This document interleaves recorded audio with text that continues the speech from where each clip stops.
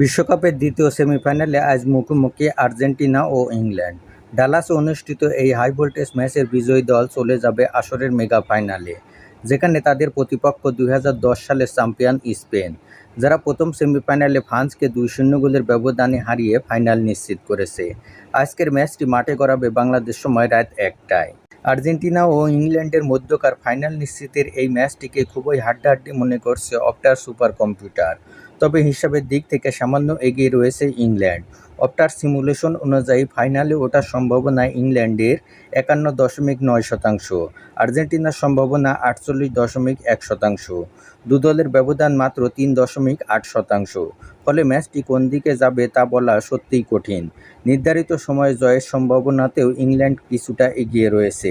তাদের সম্ভাবনা 38.2%, আর্জেন্টিনার সম্ভাবনা 32%, আর ম্যাচ ড্রয়ের সম্ভাবনা 29.7%।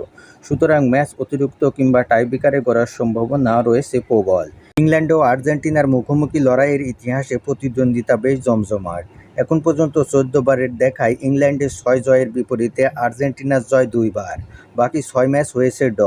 তবে 1998 সালের বিশ্বকাপে শেষ 16ই ড হওয়া ম্যাচে টাইব্রেকারে জয় পেয়েছিল আর্জেন্টিনা।